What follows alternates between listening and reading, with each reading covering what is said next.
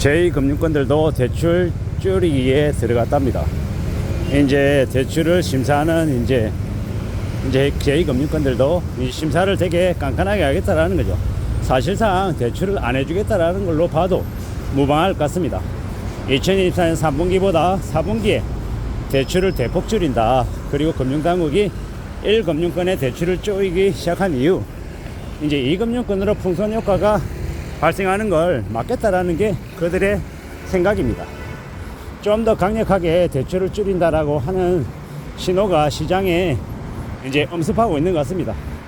그래서 벌써 전세 대출 받은 사람이나 아니면 새로운 이제 집을 구하려고 하는 세입자들, 그리고 집을 구매하려는 이제 연끌해서 살려고 하는 이제 사람들, 되게 지금 상황이 안 좋은가 봅니다.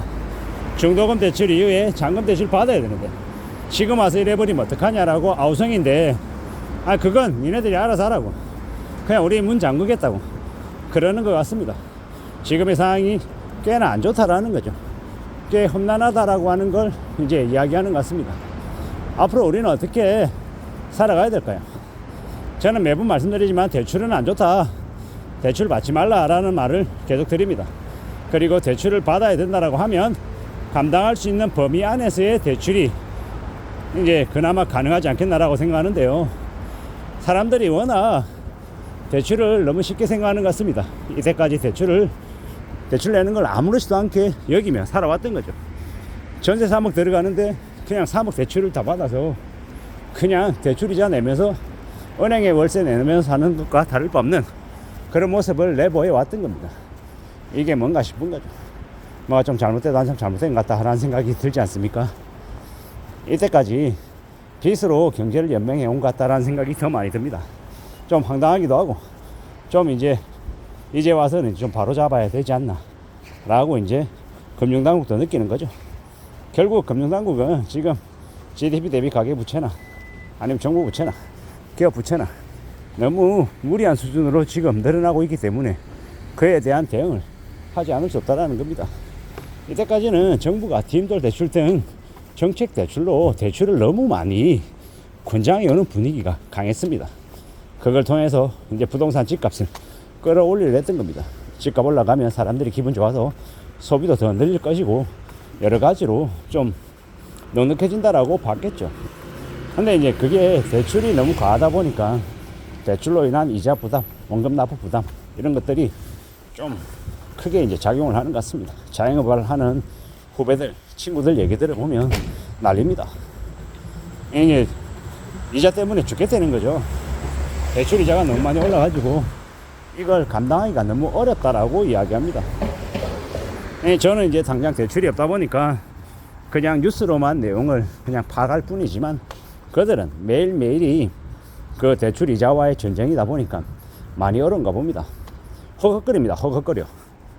저도 이제 제 친구들 이제 작년에 만나고 이제 올해 초에 이제 연락을 조금씩 하니 장사하고 있다라고 얘기 들었던 것 같은데 지금 뭐 하냐 그러면 폐업하고 놀고 있다고. 그런 이들이 너무 많더라고요. 10년 넘게 했다고 알고 있는데 이제 작년에 이제 저보다 그러고 저희 가족 중에 한 분도 올해 11월 달에 이제 폐업을 하고요. 좀 되게 씁쓸하죠. 씁쓸합니다.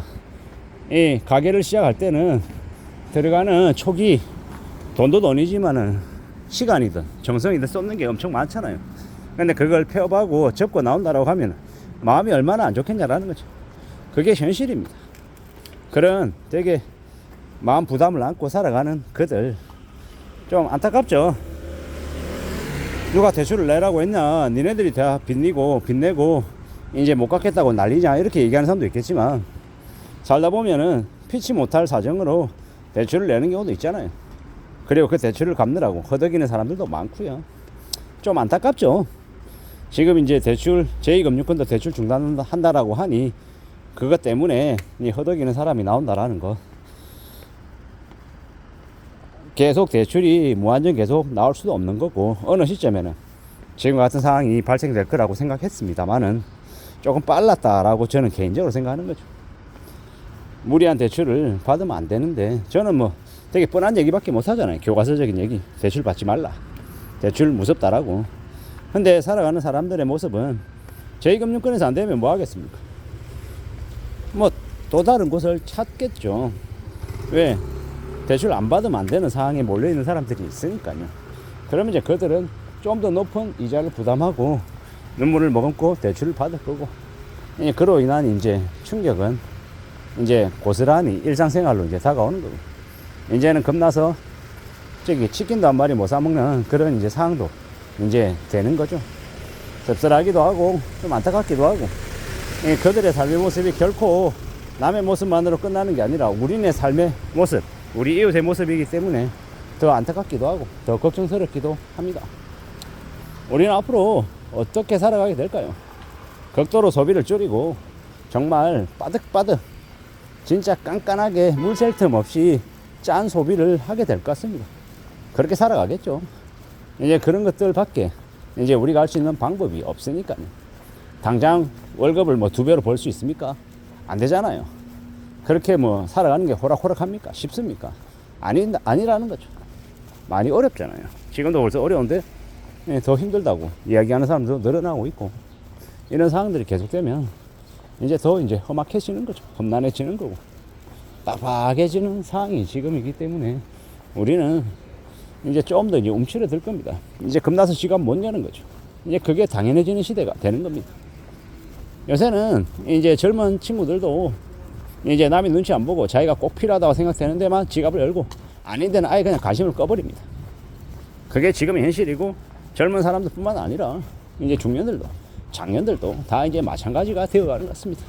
우리가 살아가는 모습들이 이제 그렇게 많이 변해간다라는 거. 앞으로 우리는 계속 이제 지켜보고 두고 보고 살펴보며 살아야 될 것 같습니다. 이 험난한 세상의 일들을 어떻게 다 감당하며 살 수 있을까? 뭐 저는 뭐 영끌에서 집을 산다고 뭐 잔금 대출 받아야 되고 하는 이런 상황이 아니기 때문에 그냥 그런가 보다라고 하지만은, 그런 풍지에 몰리는 사람들은 지금 아마 머리가 틀릴 겁니다. 어떻게 해야 되나 이제 고민하고 난리가 날 거다라는 거죠. 그런 상황에 놓이지 않게끔 항상 대출은 자기가 감당할 수 있는 범위 안에서만 받아야겠다.